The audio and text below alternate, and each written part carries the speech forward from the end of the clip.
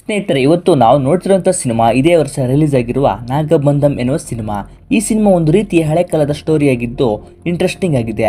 ಈ ಸಿನಿಮಾವನ್ನ ಸಿಂಪಲ್ ಆಗಿ ಹೇಳ್ಬೇಕಂದ್ರೆ, ಇಡೀ ಬ್ರಹ್ಮಾಂಡವನ್ನೇ ರಕ್ಷಿಸುವ ಬ್ರಹ್ಮಕಮಲ ಪಡೆಯೋಕ್ಕೋಸ್ಕರ ತುಂಬಾನೇ ಜನರ ಸಾವು ಆದ್ರೆ ಹೇಗಿರುತ್ತೆ, ಮತ್ತೆ ಆ ಬ್ರಹ್ಮಕಮಲವನ್ನ ಕಾಯೋಕೆ ಅಂತಾನೆ ನಾಗ ಸಾಧುಗಳು ಮತ್ತೆ ಬೃಹತಾಕಾರದ ಸರ್ಪಗಳು ಇದ್ರೆ ಬ್ರಹ್ಮಕಮಲಕ್ಕೋಸ್ಕರ ಆ ರಾಕ್ಷಸರು ಏನೆಲ್ಲ ಮಾಡ್ತಾರೆ, ಎಷ್ಟೆಲ್ಲ ಜೀವಗಳನ್ನ ಕೊನೆ ಮಾಡ್ತಾರೆ ಅನ್ನೋದನ್ನ ಈ ಸಿನಿಮಾದಲ್ಲಿ ನೋಡೋಣ. ವಿಡಿಯೋನ ಕೊನೆ ತನಕ ನೋಡಿ. ಇದೇ ರೀತಿಯ ಹೊಸ ಹೊಸ ಸಿನಿಮಾಗಳನ್ನ ನಾನು ನಿಮ್ಮ ಮುಂದೆ ತರ್ತಾ ಇರ್ತೀನಿ. ಬೇಗನೆ ಸಬ್ಸ್ಕ್ರೈಬ್ ಆಗಿಬಿಡಿ. ಸರಿ, ವಿಡಿಯೋನ ಸ್ಟಾರ್ಟ್ ಮಾಡೋಣ. ಸಿನಿಮಾದ ಸ್ಟಾರ್ಟಿಂಗ್ ಅಲ್ಲಿ ಅಬ್ದಾಲಿ ಮತ್ತೆ ಟೆಸ್ಲಾ ಎನ್ನುವ ಬ್ರಿಟಿಷ್ ವ್ಯಕ್ತಿಗಳನ್ನ ತೋರಿಸ್ತಾರೆ. ಇವರು ಇತಿಹಾಸದ ಪ್ರದೇಶದ ಬಗ್ಗೆ ರಿಸರ್ಚ್ ಮಾಡ್ತಾ ಇರ್ತಾರೆ. ಈಗ ಒಂದು ಗುಹೆಗೆ ಬಂದಿರ್ತಾರೆ. ಈಗ ಅಬ್ದಾಲಿಗೆ ಯಾರೋ ಕರೀತಾ ಇರೋ ರೀತಿ ಸೌಂಡ್ ಕೇಳಿ ಆ ಕಡೆಗೆ ಹೋಗ್ತಾನೆ. ಒಬ್ಬ ರಾಕ್ಷಸ ವೃಕ್ಷದ ದಿಗ್ಬಂಧನದಿಂದ ಲಾಕ್ ಆಗಿರ್ತಾನೆ. ಇವನ ಹೆಸರು ಬೈರಾಗಿ. ಈಗ ಈ ಬೈರಾಗಿ ಅಬ್ದಾಲಿಗೆ ನಂದು ನಿಂದು ಒಂದೇ ಗುರಿ, ಆ ನಾಗಬಂಧನಂ ದ್ವಾರ ಓಪನ್ ಮಾಡೋದು. ಅಲ್ಲಿಗೆ ಹೋಗೋ ದಾರಿಯನ್ನ ನೀನೆ ಕಂಡುಹಿಡಿಬೇಕು, ನನ್ನ ಈ ದಿಗ್ಬಂಧನದಿಂದ ಮುಕ್ತಿ ಮಾಡಬೇಕು ಅಂತ ಹೇಳ್ತಾನೆ. ಇದನ್ನ ಟೆಸ್ಲಾ ನೋಡಿ ಅಲ್ಲಿಂದ ಓಡಿ ಹೋಗ್ತಾನೆ. ಇಲ್ಲಿಗೆ ಸೀನ್ ಕಟ್ ಆಗುತ್ತೆ. ಇನ್ನು ಇವನ ಹೆಸರು ಪ್ರಭಾಕರ್. ಇವನೊಬ್ಬ ಫೇಮಸ್ ರಿಸರ್ಚರ್. ಈಗ ಇವನು ಕೂಡ ಆ ನಾಗಬಂಧಂ ರಿಸರ್ಚ್ ಅಲ್ಲಿ ಫೇಲ್ ಆಗ್ತಾ ಇರ್ತಾನೆ. ಅವತ್ತು ಸಂಜೆ ಟೆಸ್ಲಾ ಮತ್ತೆ ಪ್ರಭಾಕರ್ PM ನ ನೋಡಬೇಕು, ಇದು ಪ್ರಪಂಚದ ಭವಿಷ್ಯದ ಬಗ್ಗೆ ಅಂತ ಹೇಳ್ತಾನೆ. ಆದ್ರೆ ಅಲ್ಲಿನ PA ಅವರಿಗೆ ಒಂದು ಮೀಟಿಂಗ್ ಇದೆ, ಮತ್ತೆ ಮಾತಾಡೋಣ ಅಂತ ಹೇಳ್ತಾನೆ. ಟೆಸ್ಲಾ ಈಗ ನಂಗೆ ಸಿಕ್ಕಿರೋದು ನಾಗಬಂಧಂ ಪುಸ್ತಕ ಅಂತ ತೋರಿಸ್ತಾನೆ. ಪ್ರಭಾಕರ್ ಇದನ್ನ ನೋಡಿ ತುಂಬಾನೇ ಶಾಕ್ ಆಗ್ತಾನೆ. ಇದಕ್ಕೋಸ್ಕರನೇ 30 ವರ್ಷದಿಂದ ರಿಸರ್ಚ್ ಮಾಡ್ತಾ ಇರ್ತಾನೆ. ಏನಂದ್ರೆ ಇಡೀ ಪ್ರಪಂಚವನ್ನ ಕಂಟ್ರೋಲ್ ಮಾಡುವ ಈ ಬ್ರಹ್ಮಕಮಲ ಎಲ್ಲಿದೆ ಅಂತ ಈ ಪುಸ್ತಕದಲ್ಲಿ ಇರುತ್ತೆ. ನೆಕ್ಸ್ಟ್ PA ಈ ವಿಷಯವನ್ನ PM ಗೆ ಹೇಳಿ ಟೆಸ್ಲಾ ಮತ್ತೆ ಪ್ರಭಾಕರ್ಗೆ ನಾಳೆ ಮನೆಗೆ ಬರೋಕೆ ಹೇಳ್ತಾನೆ. ನೆಕ್ಸ್ಟ್ ಸೀನಲ್ಲಿ ಟೆಸ್ಲಾ ಚರ್ಚ್ಗೆ ಬರ್ತಾನೆ. ಇವಳು ಇವನ ಮಗಳು ರಿಯಾ. ಇವಳು ಟೆಸ್ಲಾನ ಹೆಂಡತಿ. ಈಗ ಅಲ್ಲಿಗೆ ಅಬ್ದಾಲಿ ಬಂದಿರ್ತಾನೆ. ಚರ್ಚ್ ಫಾದರ್ ಅನ್ನ ಕೊಂಡು ಟೆಸ್ಲಾಗೆ ಆ ನಾಗಬಂಧಂ ಪುಸ್ತಕ ಎಲ್ಲಿದೆ ಅಂತ ಸಾಯೋ ರೀತಿ ಹೊಡಿತಾ ಇರ್ತಾನೆ. ಅಬ್ದಾಲಿ ಸಡನ್ ಆಗಿ ಚೇಂಜ್ ಆಗೋದಕ್ಕೆ ಬೈರಾಗಿ ಕಾರಣ. ಈ ಬೈರಾಗಿ ಮತ್ತೆ ಅಬ್ದಾಲಿ ಯಾರು ಅನ್ನೋದು ಮುಂದೆ ಗೊತ್ತಾಗುತ್ತೆ. ಅಬ್ದಾಲಿ ಟೆಸ್ಲಾನನ್ನ ಮತ್ತೆ ಅವನ ಹೆಂಡತಿಯನ್ನ ಕೊಲ್ತಾನೆ. ಆದ್ರೆ ಪುಸ್ತಕದ ಬಗ್ಗೆ ಏನು ಸುಳಿವೇ ಸಿಗೋದಿಲ್ಲ. ಇಲ್ಲಿಗೆ ಸೀನ್ ಕಟ್ ಆಗಿ ನೆಕ್ಸ್ಟ್ ಸೀನಲ್ಲಿ ಸಿನಿಮಾದ ಹೀರೋ ರುದ್ರನನ್ನ ತೋರಿಸ್ತಾನೆ. ಇವಳು ಅವನ ತಂಗಿ ಮಾನಸ. ಈಗ ಅವರ ಊರಿನ ದೇವಿಯ ಜಾತ್ರೆಯನ್ನ ಮಾಡುವಾಗ ಮಾನಸ ತಾಯಿ ಮಾನಸಳನ್ನ ಪ್ರೀತಿ ಮಾಡ್ತಿರುವ ರಾಜನಿಗೆ ಮದುವೆ ಮಾಡ್ತೀವಿ ಅಂತ ಹೇಳ್ತಾಳೆ. ಇದನ್ನು ಕೇಳಿ ಮಾನಸ ಅತ್ತಿಗೆ ನನ್ನ ಮಗ ಇರುವಾಗ ಇನ್ನೊಬ್ಬನಿಗೆ ಯಾಕೆ ಅಂತ ಜೋರಾಗಿ ಮಾತಾಡ್ತಾಳೆ. ಅವ್ರು ಏನೇ ಹೇಳಿದ್ರೆ ಕೇಳೋದಿಲ್ಲ. ಈ ನಡುವೆ ರುದ್ರ ಮಾತಾಡಿದಕ್ಕೆ ಅವಳ ಮಗ ಬೈರ ನೀನು ನಮ್ಮ ರಕ್ತ ಸಂಬಂಧಿನೇ ಅಲ್ಲ ಅಂತ ಅವನಿಗೆ ಅವಮಾನ ಮಾಡ್ತಾನೆ. ಮಾನಸ ಭೈರನ ಕುತ್ತಿಗೆಗೆ ಕತ್ತಿ ಇಟ್ಟು ನಮ್ಮ ಅಣ್ಣನ ಬಗ್ಗೆ ಒಂದು ಮಾತಾಡಿದ್ರೆ ಕತ್ತರಿಸ್ತೀನಿ ಅಂತ ಹೇಳ್ತಾಳೆ. ಅವತ್ತು ರಾತ್ರಿ ರುದ್ರ ಕುಡ್ಕೊಂಡು ಬಂದು ಅವನ ಮಾವನಿಗೆ ಮಾನಸ ತಪ್ಪಾಗಿ ಮಾತಾಡಿದಾಳೆ, ಚಿಕ್ಕ ಹುಡುಗಿ, ಅವರಿಬ್ಬರ ಮದುವೆಗೆ ನೀವೆಲ್ಲರೂ ಬನ್ನಿ ಅಂತ ಹೇಳ್ತಾನೆ. ಅಷ್ಟರಲ್ಲಿ ಬೈರ ಬಂದು ಅವನನ್ನ ತಳ್ಳಿ ತುಂಬಾನೇ ಕೆಟ್ಟದಾಗಿ ಮಾತಾಡಿ ನಿನ್ನ ತಂಗಿ ಮದುವೆ ಹೇಗೆ ನಡೀತಾ ನಾನು ನೋಡ್ತೀನಿ ಅಂತಿರ್ತಾನೆ. ರುದ್ರಗೆ ಕೋಪ ಬಂದ್ರು ಕೂಡ ಸುಮ್ಮನೆ ಇದ್ದು ವಾರ್ನಿಂಗ್ ಮಾಡಿ ಬರ್ತಾನೆ. ಅವತ್ತು ರಾತ್ರಿ ರುದ್ರನಿಗೆ ಯಾರೋ ಬ್ರಹ್ಮಕಮಲ ಕದಿತಾ ಇರೋ ರೀತಿ ಕನಸು ಬೀಳುತ್ತೆ. ಇನ್ನು ಇವನ ಹೆಸರು ಅಚ್ಯುತಾಚಾರ್ಯ, ಇವಳ ಹೆಸರು ಪಾರ್ವತಿ, ಇವಳು ಪ್ರಿಯಮಣಿ. ಈಗ ಇವರ ಮನೆಯಲ್ಲಿ ರಂಗನಾಥ ಸ್ವಾಮಿ ದೇವಸ್ಥಾನದ ಗರ್ಭಗುಡಿಯ ಕೀಯನ್ನ ತಗೊಂಡು ಅದ್ದೂರಿಯಾಗಿ ಮೆರವಣಿಗೆ ರೀತಿಯಲ್ಲಿ ದೇವಸ್ಥಾನಕ್ಕೆ ಬರ್ತಾರೆ. ಈ ದೇವಸ್ಥಾನದ ಗರ್ಭಗುಡಿನ ಬಾಗಿಲು ಓಪನ್ ಮಾಡೋದು ಅಚ್ಯುತಾಚಾರ್ಯನಿಗೆ ಮಾತ್ರ ಗೊತ್ತಿರುತ್ತೆ. ಯಾಕೆ ಈ ರೀತಿ ಸೀಕ್ರೆಟ್ ಅಂದ್ರೆ, ಅಬ್ದಾಲಿ ಮತ್ತೆ ಪ್ರಭಾಕರ್ ಹುಡುಕ್ತಿರುವ ಬ್ರಹ್ಮಕಮಲ ಈ ರಂಗನಾಥ ಸ್ವಾಮಿಯ ದೇವಸ್ಥಾನದ ಒಳಗಡೆ ಇರುತ್ತೆ. ಈಗ ರಂಗನಾಥ ಸ್ವಾಮಿಯ ಬೆಳ್ಳಿ ರಥೋತ್ಸವ ನಡೀತಾ ಇರುತ್ತೆ. ನೆಕ್ಸ್ಟ್ ಸೀನಲ್ಲಿ ರುದ್ರ ಮತ್ತೆ ಮಾನಸ ರಥೋತ್ಸವವನ್ನ ನೋಡಕ್ಕೆ ಅಂತ ಬಂದಿರ್ತಾರೆ. ರಥೋತ್ಸವ ಅದ್ದೂರಿಯಾಗಿ ನಡೆಯುತ್ತೆ. ಅವತ್ ರಾತ್ರಿ ಅಚ್ಯುತಾಚಾರ್ಯ ಮಲಗಿದ್ದಾಗ ಪ್ರಿಯಮಣಿ ಗರ್ಭಗುಡಿಯ ಕೀಯನ್ನ ತಗೊಂಡೋಗಿ ಬ್ರಹ್ಮಕಮಲವನ್ನು ತಗೊಂಡು ಬರ್ತಾಳೆ. ಇದನ್ನ ಇಸ್ಕೊಂಡು ಹೋಗೋಕೆ ಅಂತ ಪ್ರಭಾಕರ್ ಬಂದಿರ್ತಾನೆ. ಪ್ರಭಾಕರ್ ಬ್ರಹ್ಮಕಮಲವನ್ನ ತಗೊಂಡು ಹೋಗುವಾಗ ಬ್ರಹ್ಮಕಮಲವನ್ನ ಕಾಯ್ತಿರುವ ಸರ್ಪಗಳು ಅವ್ರ ಮೇಲೆ ಅಟ್ಯಾಕ್ ಮಾಡುತ್ತೆ. ಕಾರ್ ಆಕ್ಸಿಡೆಂಟ್ ಆಗಿ ಬ್ರಿಡ್ಜ್ ಕೆಳಗಡೆ ಬಿದ್ದಿರ್ತಾರೆ. ಪ್ರಭಾಕರ್ ಬ್ರಹ್ಮಕಮಲವನ್ನ ತಗೊಳ್ಳೋಕೆ ಹೋದ್ರೆ ನಾಗ ಸರ್ಪಗಳು ಅದರ ಕಾವಲಿಗೆ ಬಂದಿರುತ್ತೆ. ಅವನ ಜೊತೆ ಬಂದಿರುವ ವ್ಯಕ್ತಿ ಸರ್ಪಕ್ಕೆ ಶೂಟ್ ಮಾಡ್ತಾನೆ. ಆ ಸರ್ಪ ಅವನನ್ನ ಸುತ್ತಿ ಕೊಲ್ಲುವಷ್ಟರಲ್ಲಿ ಪ್ರಭಾಕರ್ ಬ್ರಹ್ಮಕಮಲವನ್ನ ತಗೊಂಡು ಫ್ಲೈಟ್ ಅಲ್ಲಿ ಹೋಗ್ತಾನೆ. ನೆಕ್ಸ್ಟ್ ಫ್ಲೈಟ್ ಅಲ್ಲಿ ಹೋಗ್ತಿರ್ತಾನೆ. ಅಷ್ಟರಲ್ಲಿ ಜಟಾಯುಧ ಆಕಾರದ ಗರುಡ ಬಂದು ಫ್ಲೈಟ್ ಅನ್ನ ಕ್ರ್ಯಾಶ್ ಮಾಡುತ್ತೆ. ಫ್ಲೈಟ್ ಮತ್ತೆ ಜಲಪಾತದ ತುದಿಯಲ್ಲಿ ಬಿದ್ದು ನಿಂತಿರುತ್ತೆ. ನೆಕ್ಸ್ಟ್ ಸೀನಲ್ಲಿ ಇವನ ಹೆಸರು ಗಂಧರಾಜು, ಇವನು ಶೇರ. ಈಗ ಗಂಧರಾಜು ರುದ್ರನಿಗೆ ಇವರನ್ನ ಭೈರವ ಕೋಣಕ್ಕೆ ಕರ್ಕೊಂಡು ಹೋದ್ರೆ ನಿಂಗೆ ದುಡ್ಡು ಸಿಗುತ್ತೆ, ನಿನ್ನ ತಂಗಿ ಮದುವೆ ಕೂಡ ತುಂಬಾನೇ ಅದ್ದೂರಿಯಾಗಿ ನಡೆಯುತ್ತೆ. ಯಾಕಂದ್ರೆ ಆ ಜಾಗ ತುಂಬಾನೇ ಅಪಾಯಕಾರಿ ಆಗಿರುತ್ತೆ. ಅಲ್ಲಿಗೆ ಹೋದವರು ಯಾರು ಕೂಡ ರಿಟರ್ನ್ ಬಂದಿರೋದಿಲ್ಲ. ಸೊ ಗಂಧರಾಜು ರುದ್ರ ಕೂಡ ಸಾಯಬೇಕು ಅಂತ ಈ ತರ ಅವನಿಗೆ ಹೇಳ್ತಾನೆ. ರುದ್ರ ಅವನ ತಂಗಿ ಮದುವೆಗೋಸ್ಕರ ಅವರನ್ನ ಕರ್ಕೊಂಡು ಹೋಗ್ತಾನೆ. ನೆಕ್ಸ್ಟ್ ಭೈರವ ಕೋನ ಸ್ಥಳಕ್ಕೆ ಬರ್ತಾರೆ. ಆದ್ರೆ ದ್ವಾರವನ್ನ ನೋಡಿ ಎಲ್ಲರೂ ಭಯ ಪಡ್ತಾರೆ. ಯಾಕಂದ್ರೆ ಅಲ್ಲಿ ನೂರಾರು ಸರ್ಪಗಳು ಅಡ್ಡವಾಗಿ ಕಾಯ್ತಾ ಇರುತ್ತೆ. ರುದ್ರ ಶೇರಾಗೆ ಅಲ್ಲಿಗೆ ಹೋದವರು ಯಾರು ಮತ್ತೆ ಬಂದಿಲ್ಲ, ನಾವು ರಿಟರ್ನ್ ಹೋಗೋಣ ಅಂತ ಹೇಳ್ತಾನೆ. ಶೇರಾಗೆ ಯಾಕೆ ನಿಂಗೂ ಭಯ ಇದೆಯಾ ಅಂತ ಹೇಳಿದ್ದಕ್ಕೆ ರುದ್ರ ಆ ಸರ್ಪಗಳನ್ನ ದಾಟ್ಕೊಂಡು ಮುಂದೆ ಬರ್ತಾನೆ. ಇವರು ಯಾಕೆ ಈ ಪ್ಲೇಸ್ಗೆ ಬಂದಿರ್ತಾರೆ ಅಂದ್ರೆ ಬ್ರಹ್ಮಕಮಲ ಇರೋ ಪ್ಲೇಟ್ ಇಲ್ಲಿ ಬಿದ್ದಿರುತ್ತೆ. ಸೊ ಬ್ರಹ್ಮಕಮಲ ಕೂಡ ಈಗ ಅಲ್ಲೇ ಇರುತ್ತೆ, ಅದಕ್ಕೋಸ್ಕರ ಇವರು ಬಂದಿರ್ತಾರೆ. ಶೇರ ಬ್ರಹ್ಮಕಮಲದ ಬಗ್ಗೆ ರುದ್ರನಿಗೆ ಹೇಳಿದ್ರೆ ಅವನಿಗೆ ಇದ್ರ ಬಗ್ಗೆ ಏನು ಅಂತ ಗೊತ್ತಿರೋದೇ ಇಲ್ಲ. ನೆಕ್ಸ್ಟ್ ಫ್ಲೈಟ್ ಜಲಪಾತದ ತುದಿಯಲ್ಲಿ ನಿಂತಿರುತ್ತೆ. ರುದ್ರ ಇದನ್ನ ನೋಡಿ ನಾನೇ ಹೋಗಿ ತರ್ತೀನಿ ಅಂತ ಹೋಗ್ತಾನೆ. ಇದನ್ನ ಹೋಗಿ ಫ್ಲೈಟ್ ಗ್ಲಾಸ್ ಅನ್ನು ಹೊಡೆದು ನೋಡಿದ್ರೆ ಬ್ರಹ್ಮಕಮಲ ಅಲ್ಲೇ ಇರುತ್ತೆ. ಅಲ್ಲಿ ಪೈಲಟ್ ಸತ್ತು ಮೂಳೆ ಬಿದ್ದಿರುತ್ತೆ. ಆದ್ರೆ ಪ್ರಭಾಕರ್ ಅಲ್ಲಿಂದ ತಪ್ಪಿಸ್ಕೊಂಡು ಹೋಗಿರ್ತಾನೆ. ಈಗಲೂ ಕೂಡ ಅಲ್ಲಿ ಸರ್ಪಗಳು ಬ್ರಹ್ಮಕಮಲವನ್ನ ಕಾಯ್ತಾ ಇರುತ್ತೆ. ರುದ್ರನ ಮೈ ಮೇಲೆ ಸರ್ಪಗಳು ಬರ್ತಾ ಇದ್ದಂತೆ ರುದ್ರ ಅಲ್ಲಿಂದ ಜಲಪಾತಕ್ಕೆ ಬೀಳ್ತಾನೆ. ಅವನ ಜೊತೆಗೆ ಬ್ರಹ್ಮಕಮಲ ಕೂಡ ಕೆಳಗಡೆ ಬೀಳುತ್ತೆ. ಸೊ ಇದನ್ನ ನೋಡಿ ಶೇರ ಮತ್ತೆ ಅವನ ಕಡೆಯವರು ನೀರಿಗೆ ಹಾರ್ತಾರೆ. ಈಗ ಅಲ್ಲಿರುವ ರಾಕ್ಷಸ ರೀತಿಯ ಮೊಸಳೆಗಳು ಅವರನ್ನ ಸಾಯಿಸುತ್ತೆ. ರುದ್ರ ಜಲಪಾತದ ಒಳಗಡೆ ಬ್ರಹ್ಮಕಮಲವನ್ನ ಹುಡ್ಕೊಂಡು ಹೋಗ್ತಾನೆ. ಅದು ಕೂಡ ಇವನ ಕಣ್ಣಿಗೆ ಕಾಣುತ್ತೆ. ಅದನ್ನು ಮುಟ್ಟಿದ ತಕ್ಷಣ ತನ್ನ ಹಿಂದಿನ ಜನ್ಮದ ಕ್ಷಣಗಳು ಕಣ್ಮುಂದೆ ಬಂದು ಪ್ರಜ್ಞೆ ತಪ್ಪಿ ಸಮುದ್ರದ ದಡಕ್ಕೆ ಬಂದು ಬಿದ್ದಿರ್ತಾನೆ. ನೆಕ್ಸ್ಟ್ ರುದ್ರನನ್ನ ಪಾರ್ವತಿ ಕಾಪಾಡ್ತಾಳೆ. ಬ್ರಹ್ಮಕಮಲ ಕೂಡ ದಡಕ್ಕೆ ಬಂದು ಬಿದ್ದಿರುತ್ತೆ. ಪಾರ್ವತಿ ರುದ್ರನಿಗೆ ಔಷಧಿಗಳನ್ನ ನೀಡಿ ಗುಣಮುಖ ಮಾಡ್ತಾಳೆ.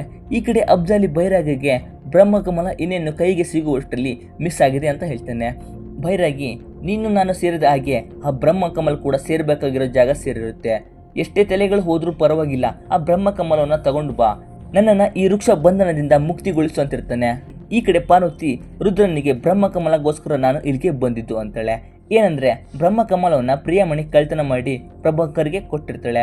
ಊರಿನ ಎಲ್ಲ ಜನರು ಅಚ್ಯುತಾಚಾರ್ಯನ ಇದನ್ನ ಕದ್ದಿದ್ದು ಅಂತ ತುಂಬಾನೇ ಕೆಟ್ಟದಾಗಿ ಮಾತಾಡ್ತಾ ಇರ್ತಾರೆ. ಪಾರ್ವತಿ ಗೊತ್ತಿಲ್ಲದೆ ಅವ್ರ ಬಗ್ಗೆ ಕೆಟ್ಟದಾಗಿ ಮಾತಾಡ್ಬೇಡಿ, ರಿಟರ್ನ್ ತರ್ತೀನಿ ಅಂತ ಬ್ರಹ್ಮಕಮಲವನ್ನ ಹುಡ್ಕೊಂಡು ಬಂದಿರ್ತಾಳೆ. ನೆಕ್ಸ್ಟ್ ಸೀನಲ್ಲಿ ರುದ್ರನ ತಂಗಿ ಮದ್ವೆ ನಡೀತಾ ಇರುತ್ತೆ. ಪಾರ್ವತಿ ಕೂಡ ಅಲ್ಲಿಗೆ ಬಂದಿರ್ತಾಳೆ. ಇನ್ನೇನು ಮದ್ವೆ ಆಗ್ಬೇಕು ಅನ್ನೋ ಅಷ್ಟರಲ್ಲಿ ಭೈರ, ಗಂಧರಾಜು ಮತ್ತೆ ಶೇರ ಸತ್ತಿರೋದಿಲ್ಲ. ನೆಕ್ಸ್ಟ್ ಎಲ್ರು ಬಂದು ಅಲ್ಲಿನ ಎಲ್ರನ್ನ ಕೊಲ್ತಾರೆ. ಭೈರ ಅವನ ತಂದೆಯನ್ನ ಕೊಂದು ರುದ್ರನ ತಂಗಿಯನ್ನ ಮುಡ್ತಾ ಇರ್ತಾನೆ. ರುದ್ರ ಅವನ ತಲೆಯನ್ನ ಕಡಿತಾನೆ. ಅಷ್ಟರಲ್ಲಿ ಅಬ್ದಾಲಿ ಮತ್ತೆ ಅವನ ಕಡೆಯವರು ಬರ್ತಾರೆ. ಶೇರ ಅಬ್ದಾಲಿಗೆ ಆ ಬ್ರಹ್ಮಕಮಲ ಅವನ ಹತ್ರನೇ ಇದೆ ಅಂತ ಹೇಳ್ತಾನೆ. ಅಬ್ದಾಲಿ ಕಡೆಯವರು ಅಲ್ಲಿನ ಪ್ರತಿಯೊಬ್ಬರನ್ನ ವಿಕರವಾಗಿ ಕೊಲ್ತಾರೆ. ರುದ್ರನನ್ನ ಕೂಡ ರಕ್ತ ಬರೋ ರೀತಿ ಹೊಡಿತಾರೆ. ಅವನ ದೇಹ ರಕ್ತದಿಂದ ಕೂಡಿರುತ್ತೆ. ಅಬ್ದಾಲಿ ರುದ್ರನ ದೇಹದ ಹಿಂದೆ ಇರುವ ಅಚ್ಚೆ ಚಿತ್ರವನ್ನ ನೋಡಿ ಅವನಿಗೆ ಹಿಂದಿನ ಜನ್ಮದ ಕ್ಷಣಗಳು ನೆನಪಾಗುತ್ತೆ. ನೆಕ್ಸ್ಟ್ ರುದ್ರನನ್ನ ಸರಪಳಿಯಿಂದ ಹಿಡಿದು ಅವನ ಕಣ್ಮುಂದೆನೆ ಅವನ ತಾಯಿ ಅತ್ತೆಯನ್ನ ಕೊಲ್ತಾರೆ. ರುದ್ರ ನಂಗೆ ಬ್ರಹ್ಮಕಮಲ ಎಲ್ಲಿದೆ ಅಂತ ಗೊತ್ತಿಲ್ಲ ಅಂದ್ರು ಅವನ ತಂಗಿಯನ್ನ ಅವನ ಕಣ್ಮುಂದೆನೆ ಬೆಂಕಿ ಹಾಕಿ ಕೊಲ್ತಾರೆ. ರುದ್ರ ಇದನ್ನ ನೋಡಿ ತುಂಬಾನೇ ಅಳ್ತಾನೆ. ನೆಕ್ಸ್ಟ್ ತುಂಬಾ ಕೋಪದಿಂದ ಶಕ್ತಿ ಮೀರಿ ಸರಪಳಿಯಿಂದ ಬಿಡಿಸ್ಕೊಂಡು ಅಬ್ದಾಲಿನ ಹೊಡಿತಾನೆ. ಇವ್ರ ಮಧ್ಯೆ ಫೈಟ್ ಆಗುತ್ತೆ. ರುದ್ರ ಅಬ್ದಾಲಿಗೆ ರಕ್ತ ಬರೋ ರೀತಿ ಹೊಡೆದು ಇನ್ನೇನು ಅಬ್ದಾಲಿನ ಕೊಲ್ಬೇಕು ಅನ್ನೋವಷ್ಟರಲ್ಲಿ ಹಿಂದಿನಿಂದ ಪಾರ್ವತಿ ರುದ್ರನಿಗೆ ಚಾಕು ಹಾಕ್ತಾಳೆ. ಅಷ್ಟರಲ್ಲಿ ಪ್ರಭಾಕರ್ ಹೆಲಿಕಾಪ್ಟರ್ ತರ್ತಾನೆ. ಅದರ ಗಾಳಿಗೆ ಅಲ್ಲೇ ಮರಳಲ್ಲಿ ಇದ್ದ ಬ್ರಹ್ಮಕಮಲ್ ಕಾಣುತ್ತೆ.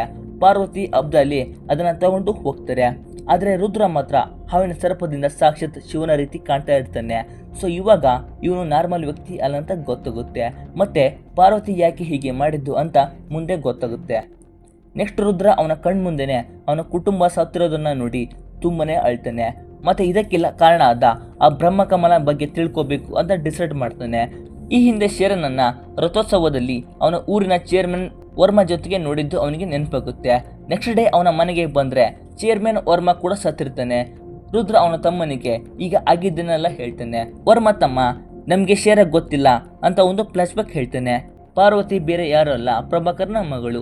ಈ ಹಿಂದೆ ಬ್ರಹ್ಮಕಮಲ ದೇವಸ್ಥಾನದಲ್ಲಿರುವ ವಿಷಯ ಕೇಳಿ ಅಬ್ದಾಲಿ, ಪಾರ್ವತಿ, ಪ್ರಭಾಕರ್ ವರ್ಮ ಮನೆಗೆ ಬಂದಿರ್ತಾರೆ. ವರ್ಮನಿಗೆ ಬ್ರಹ್ಮಕಮಲ ತಗೊಳ್ಳೋದಿಕ್ಕೆ ಸಹಾಯ ಕೇಳ್ತಾರೆ. ವರ್ಮ ನಾನಿದಕ್ಕೆ ಸಹಾಯ ಮಾಡಲ್ಲ ಅಂತ ಹೇಳ್ತಾನೆ. ಅಬ್ದಾಲಿ ನಿನ್ನ ಮಗಳನ್ನ ಕೊಲ್ತೀನಿ, ನಿನ್ನ ವಂಶ ಇಲ್ಲಿಗೆ ಎಂಡ್ ಆಗುತ್ತೆ ಅಂತ ಈ ರೀತಿ ಮಾತಾಡ್ತಾನೆ. ಸೊ ಇದನ್ನ ಕೇಳಿ ವರ್ಮ ಬ್ರಹ್ಮಕಮಲ ಇರುವ ಗರ್ಭಗುಡಿ ಕೀ ತರಬಹುದು, ಆದ್ರೆ ಆ ದ್ವಾರವನ್ನು ಓಪನ್ ಮಾಡಕ್ಕೆ ಬರೋದು ಅಚ್ಯುತಾಚಾರ್ಯನಿಗೆ ಮಾತ್ರ ಅಂತ ಹೇಳ್ತಾನೆ. ಸೊ ಈ ರೀಸನ್ ಇಂದ ಪಾರ್ವತಿ ಅಚ್ಯುತಾಚಾರ್ಯನ ಹತ್ರ ಬಂದಿರ್ತಾಳೆ. ಮುಂದೆ ಏನಾಯ್ತು ಅಂತ ಆಲ್ರೆಡಿ ನೋಡಿದೀವಿ. ಈಗ ಚೇರ್ಮನ್ ತಮ್ಮ ನಿಂಗೆ ಇನ್ನೂ ಸತ್ಯ ಗೊತ್ತಾಗ್ಬೇಕು ಅಂದ್ರೆ ಪಾರ್ವತಿನ ಮೀಟ್ ಮಾಡು ಅಂತ ಹೇಳ್ತಾನೆ. ನೆಕ್ಸ್ಟ್ ಪಾರ್ವತಿನ ಹುಡ್ಕೊಂಡು ಹೋಗ್ತಾನೆ. ಪಾರ್ವತಿ ಈಗ ಅಚ್ಯುತಾಚಾರ್ಯನ ಹತ್ರ ಬಂದು ನಾನೇ ಬ್ರಹ್ಮಕಮಲ ಕದ್ದಿದ್ದು ಅಂತ ಒಂದು ಸ್ಮಾಲ್ ಸ್ಟೋರಿ ಹೇಳ್ತಾಳೆ. ಏನಂದ್ರೆ ಪ್ರಭಾಕರ್ಗೆ 2 ಮಕ್ಕಳು, ಪಾರ್ವತಿ ಮತ್ತೆ ಅವಳ ಅಕ್ಕ. ಟೆಸ್ಲಾ ಪಾರ್ವತಿ ಅಕ್ಕಳನ್ನ ಮದುವೆ ಆಗಿರ್ತಾನೆ. ಪ್ರಭಾಕರನಿಗೆ ಇದು ಇಷ್ಟ ಇರೋದಿಲ್ಲ. ಸಿನಿಮಾದ ಸ್ಟಾರ್ಟಿಂಗ್ ಅಲ್ಲಿ ಟೆಸ್ಲಾ ನಾಗಬಂಧ ಪುಸ್ತಕವನ್ನ ಪ್ರಭಾಕರ್ಗೆ ಕೊಟ್ಟಿರ್ತಾನೆ. ನೆಕ್ಸ್ಟ್ ಅಬ್ದಾಲಿ ಅದನ್ನು ಹುಡ್ಕೊಂಡು ಬಂದು ಟೆಸ್ಲಾನನ್ನ ಕೊಂದು ಅವನ ಹೆಂಡತಿನ ಕೊಲ್ತಿರ್ತಾನೆ. ಅಷ್ಟರಲ್ಲಿ ಮತ್ತೆ ಪ್ರಭಾಕರ್ ಅಲ್ಲಿಗೆ ಬಂದ್ರೆ ಟೆಸ್ಲಾ ಸತ್ತಿರ್ತಾನೆ. ರಿಯಾಳನ್ನ ಕೊಲ್ತಿರ್ತಾನೆ. ಅವನ ದೊಡ್ಡ ಮಗಳನ್ನ ಕೂಡ ಸಾಯೋ ರೀತಿ ಹೊಡಿತಿರ್ತಾನೆ. ಸೊ ಇದರಿಂದ ಪ್ರಭಾಕರ್ ಪುಸ್ತಕವನ್ನ ಅಬ್ದಾಲಿಗೆ ಕೊಟ್ಟಿರ್ತಾನೆ. ನೆಕ್ಸ್ಟ್ ಅಬ್ದಾಲಿ ರಿಯಾಳನ್ನ ಹಿಡ್ಕೊಂಡು ಪ್ರಭಾಕರ್ ಮತ್ತೆ ಪಾರ್ವತಿಯನ್ನ ಬ್ರಹ್ಮಕಮಲ ತರೋದಕ್ಕೆ ಯೂಸ್ ಮಾಡ್ಕೊಳ್ತಾ ಇರ್ತಾನೆ. ಈಗ ಪಾರ್ವತಿ ಇದನ್ನ ಅಚ್ಯುತಾಚಾರ್ಯನಿಗೆ ಹೇಳ್ತಾಳೆ. ರುದ್ರ ಇದನ್ನೆಲ್ಲ ಕೇಳಿಸ್ಕೊಳ್ತಾನೆ. ಪಾರ್ವತಿ ರುದ್ರನಿಗೆ, ನೀನು ಸಮುದ್ರ ಹತ್ರ ಬಿದ್ದಾಗ ನಿನ್ನ ಹತ್ರ ಬ್ರಹ್ಮಕಮಲ ಹುಡ್ಕೊಂಡು ಬಂದೆ, ಆದ್ರೆ ನಿಂಗೆ ಸಿಗ್ಲಿಲ್ಲ. ನೆಕ್ಸ್ಟ್ ನಿಂಗೆ ಬ್ರಹ್ಮಕಮಲದ ಬಗ್ಗೆ ಕೇಳಬೇಕು ಅಂತ ಟ್ರೈ ಮಾಡ್ತಾ ಇದ್ದೆ. ಅಷ್ಟರಲ್ಲಿ ಈ ಘಟನೆ ನಡೀತು ಅಂತ ಹೇಳ್ತಾಳೆ. ಈಗ ಪಾರ್ವತಿ ಅಚ್ಯುತಾಚಾರ್ಯನಿಗೆ, ಅಬ್ದಾಲಿ ನಿಮ್ಮ ಹತ್ರ ಇರುವ ಗರುಡ ಮಂತ್ರಗಳ ತಾಳೆಗರಿನ ಇಸ್ಕೊಂಡ್ ಬರಕ್ಕೆ ಹೇಳಿದ್ದಾನೆ, ಕೊಟ್ಟಿಲ್ಲ ಅಂದ್ರೆ ರಿಯಾಳನ್ನ ಕೊಲ್ತೀನಿ ಅಂದಿದ್ದಾನೆ ಅಂತ ಹೇಳ್ತಾಳೆ. ಅಚ್ಯುತಾಚಾರ್ಯ ಗರುಡ ಮಂತ್ರಗಳನ್ನ ರುದ್ರನಿಗೆ ಕೊಟ್ಟು ಬ್ರಹ್ಮಕಮಲವನ್ನ ನೀನು ರಿಟರ್ನ್ ತರ್ತೀಯ ಅಂತ ನಂಬಿಕೆ ಇದೆ ಅಂತ ಹೇಳ್ತಾನೆ. ನೆಕ್ಸ್ಟ್ ಅಬ್ದಾಲಿ ಬ್ರಹ್ಮಕಮಲವನ್ನ ತಗೊಂಡು ಬೈರಾಗಿಯನ್ನ ವೃಕ್ಷ ಬಂಧನದಿಂದ ಮುಕ್ತಿಗೊಳಿಸ್ತಾನೆ. ಬೈರಾಗಿ ಮತ್ತೆ ಅಬ್ದಾಲಿ ಕೈಲಾಸ ಪರ್ವತದಲ್ಲಿರುವ ವಿರೂಪಾಕ್ಷ ಟೆಂಪಲ್ಗೆ ಬರ್ತಾರೆ. ಇಲ್ಲಿರುವ ನಾಗಬಂಧ ಬಾಗಿಲೊಳಗಡೆ ಇಡೀ ಪ್ರಪಂಚವನ್ನ ಆಳುವ ಶಕ್ತಿಯ ವಸ್ತು ಇರುತ್ತೆ. ಅದು ಏನು ಅಂತ ಇವರಿಗೆ ಕೂಡ ಗೊತ್ತಿರೋದಿಲ್ಲ. ಈ ಡೋರ್ ಓಪನ್ ಮಾಡೋದಕ್ಕೆ ಬ್ರಹ್ಮಕಮಲ ಮತ್ತೆ ಗರುಡ ಮಂತ್ರಗಳು ಬೇಕಾಗಿರುತ್ತೆ. ಅಷ್ಟರಲ್ಲಿ ರುದ್ರ ಮತ್ತೆ ಪಾರ್ವತಿ ಗರುಡ ಮಂತ್ರಗಳನ್ನ ತಗೊಂಡು ಬರ್ತಾರೆ. ಅಬ್ದಾಲಿಗೆ ರುದ್ರನನ್ನ ನೋಡಿ ಶಾಕ್ ಆಗುತ್ತೆ. ಮತ್ತೆ ಬೈರಾಗಿಗೆ ಇವನನ್ನ ನೋಡಿದ ತಕ್ಷಣ ಇವನ ಹಿಂದಿನ ಜನ್ಮದ ಕ್ಷಣಗಳು ಇವನ ಕಣ್ಮುಂದೆ ಬರುತ್ತೆ. ಈಗ ರುದ್ರ ಅಬ್ದಾಲಿ ಕಡೆಯವರ ಜೊತೆ ಫೈಟ್ ಮಾಡುವಾಗ ಗರುಡ ಮಂತ್ರಗಳು ಬೆಂಕಿಲಿ ಬೀಳ್ತಾ ಇರುತ್ತೆ. ರಿಯಾ ಅದನ್ನ ಹಿಡ್ಕೊಳ್ತಾಳೆ. ಅವಳ ಕೈಯನ್ನ ರುದ್ರ ಹಿಡ್ಕೊಂಡಿರ್ತಾನೆ. ಸೊ ಈಗ ರಿಯಾ ರುದ್ರನನ್ನ ಸ್ಪರ್ಶ ಮಾಡಿದ ತಕ್ಷಣ ಇವರಿಬ್ಬರ ಹಿಂದಿನ ಜನ್ಮದ ಕ್ಷಣಗಳು ನೆನಪಿಗೆ ಬರುತ್ತೆ. ಏನಂದ್ರೆ 1757ರಲ್ಲಿ ವೀರಾಚಾರ್ಯ ರಂಗನಾಥ ಸ್ವಾಮಿಯ ಮಹಾರಥೋತ್ಸವ ಪೂಜೆಯನ್ನ ಮಾಡುವಾಗ ಇಲ್ಲಿಗೆ ಬಂದ ಅಬ್ದಾಲಿ ಸೈನಿಕರು ಎಲ್ಲರನ್ನ ತುಂಬಾನೇ ಕ್ರೂರವಾಗಿ ಕೊಂದು ದೇವಸ್ಥಾನದಲ್ಲಿರುವ ಚಿನ್ನದ ಖಜಾನೆಯನ್ನ ಲೂಟಿ ಮಾಡ್ತಾರೆ. ಈ ಕಡೆ ವೀರಾಚಾರ್ಯ ಬ್ರಹ್ಮಕಮಲವನ್ನ ಅಲ್ಲಿರುವ ಬಾಲಕಿ ಅಂದ್ರೆ ಈ ಜನ್ಮದಲ್ಲಿರುವ ರಿಯಾ ಅವಳಿಗೆ ಕೊಟ್ಟು ಇಲ್ಲಿಂದ ಹೋಗುವಂತ ಕಳಿಸಿರ್ತಾನೆ. ನೆಕ್ಸ್ಟ್ ಅಲ್ಲಿಗೆ ಅಬ್ದಾಲಿ ಮತ್ತೆ ಬೈರಾಗಿ ಬರ್ತಾರೆ. ಅಬ್ದಾಲಿ ಎಲ್ಲ ಚಿನ್ನ ನಮ್ದೆ ಅಂತ ಖುಷಿ ಪಡ್ತಾ ಇರ್ತಾನೆ. ಆದ್ರೆ ಬೈರಾಗಿ ಅಲ್ಲಿರುವ ಬ್ರಹ್ಮಕಮಲ ಇಲ್ದಿರೋದನ್ನ ನೋಡಿ ಅಬ್ದಾಲಿಗೆ ಆ ಬ್ರಹ್ಮಕಮಲ ನನಗೆ ಬೇಕು, ಅದರಿಂದ ಇಡೀ ಬ್ರಹ್ಮಾಂಡವನ್ನೇ ಆಳ್ಬೋದು ಅಂತ ಹೇಳ್ತಾನೆ. ನೆಕ್ಸ್ಟ್ ಅಬ್ದಾಲಿ ಸೈನಿಕರು ರಿಯಾಳನ್ನ ಹಿಂಬಾಲಿಸ್ಕೊಂಡು ಹೋಗ್ತಾರೆ.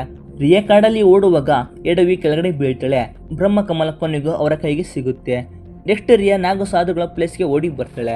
ಈಗ ಇಲ್ಲಿರೋ ಶಿವ ಈ ಜನ್ಮದಲ್ಲಿ ರುದ್ರ ಆಗಿರ್ತಾನೆ. ರಿಯಾಳ ರಕ್ತದಿಂದ ಬ್ರಹ್ಮಕಮಲ ಕೈ ತಪ್ಪಿ ಹೋಗಿದ್ದು ಗೊತ್ತಾಗುತ್ತೆ. ಈ ನಾಗಸಾಧುಗಳು ನಾಗಬಂಧಂ ಮತ್ತೆ ಬ್ರಹ್ಮಕಮಲ ರಕ್ಷಣೆಗೆ ಅಂತಾನೆ ಇರೋರು. ಈಗ ಬೈರಾಗಿ ಅಬ್ದಾಲಿಗೆ ಕೈಲಾಸ ಪರ್ವತದಲ್ಲಿರುವ ವಿರಾಟ ದೇವಸ್ಥಾನದ ನಾಗಬಂಧಂ ಬಾಗಿಲನ್ನ ಬೃಹತ್ ಸರ್ಪಗಳಿಂದ ರಕ್ಷಾ ಕವಚ ಮಾಡಿದ್ದಾರೆ. ನಾವು ಅದನ್ನ ಈ ಬ್ರಹ್ಮಕಮಲ ಮತ್ತೆ ಗರುಡ ಮಂತ್ರಗಳಿಂದ ಓಪನ್ ಮಾಡಿದ್ರೆ ಇಡೀ ಬ್ರಹ್ಮಾಂಡವೇ ನಮಗೆ ಕೈಗೆ ಬಂದಂತೆ ಅಂತ ಹೇಳ್ತಾನೆ. ಅಷ್ಟರಲ್ಲಿ ಬ್ರಹ್ಮಕಮಲ ರಕ್ಷಣೆಗೆ ಇದ್ದ ಸರ್ಪಗಳು ಬಂದಿರುತ್ತೆ. ಮತ್ತೆ ಶಿವನ ತ್ರಿಶೂಲ ಅಲ್ಲಿಗೆ ಬಂದು ಅವರಿಗೆ ಮುನ್ಸೂಚನೆ ನೀಡುತ್ತೆ. ಬೈರಾಗಿಗೆ ತ್ರಿಶೂಲವನ್ನ ನೋಡಿ ಇವರು ನಾಗ ಸಾಧುಗಳು ಅಂತ ಗೊತ್ತಾಗಿ ನೆಕ್ಸ್ಟ್ ದೊಡ್ಡ ಸೈನ್ಯವನ್ನ ಸಿದ್ಧ ಮಾಡಿ ಕೈಲಾಸ ಪರ್ವತದ ಕಡೆಗೆ ಹೋಗ್ತಾರೆ. ವಿರಾಟ ದೇವಸ್ಥಾನದ ಮುಂದೆ ಶಿವ ನಿಂತಿದ್ರೆ ಈ ಸೈನ್ಯ ಬರುವ ದಾರಿಯಲ್ಲಿ ಉಳಿದ ಸಾಧುಗಳು ನಿಂತಿರ್ತಾರೆ. ನಾಗಸಾಧು ಶಿವನಿಗೆ ಸಾಕ್ಷಾತ್ ಶಿವನ ಆಶೀರ್ವಾದ ಇರೋದ್ರಿಂದ ಎಲ್ಲ ಸೈನಿಕರನ್ನ ತುಂಬಾನೇ ಸಾಹಸದಿಂದ ಕೊಲ್ತಿರ್ತಾನೆ. ಅಬ್ದಾಲಿ ರಿಯಾ ಮತ್ತೆ ಅವಳ ಊರಿನ ಜನರನ್ನ ಕರ್ಕೊಂಡು ಬರ್ತಾನೆ. ಶಿವ ಇವರನ್ನ ನೋಡಿ ಏನು ಮಾಡದೆ ಸುಮ್ಮನೆ ನಿಂತಿರ್ತಾನೆ. ಬೈರಾಗಿ ದೇವಸ್ಥಾನದ ಬಾಗಿಲು ಓಪನ್ ಮಾಡಿ ಬ್ರಹ್ಮಕಮಲವನ್ನ ಸುವರ್ಣ ಪೀಠದ ಮೇಲೆ ಇಟ್ಟು ಗರುಡ ಮಂತ್ರವನ್ನ ಓದಕ್ಕೆ ಸ್ಟಾರ್ಟ್ ಮಾಡ್ತಾನೆ. ಈ ಕಡೆ ರಿಯಾ ಹೇಳ್ತಿರುವ ಸಾಕ್ಷಾತ್ ಶಿವನ ಬಗ್ಗೆ ಮಾತನ್ನ ಕೇಳಿ ಅಬ್ದಾಲಿ ಅವಳನ್ನ ಕೊಲ್ತಾನೆ. ನೆಕ್ಸ್ಟ್ ಶಿವನಿಗೆ ಶಕ್ತಿ ಬಂದು ಶಿವ ಎಲ್ಲರನ್ನ ಕೊಂದು ಅಬ್ದಾಲಿ ಜೊತೆ ಫೈಟ್ ಮಾಡ್ತಿರ್ತಾನೆ. ಈ ಕಡೆ ಬೈರಾಗಿ ಗರುಡ ಮಂತ್ರದಿಂದ ನಾಗಬಂಧ ಬಾಗಿಲನ್ನ ಓಪನ್ ಮಾಡ್ತಾ ಇರ್ತಾನೆ. ಹಾಗೆ ಅಲ್ಲಿಗೆ 100 ಸರ್ಪಗಳು ಬಂದಿರುತ್ತೆ.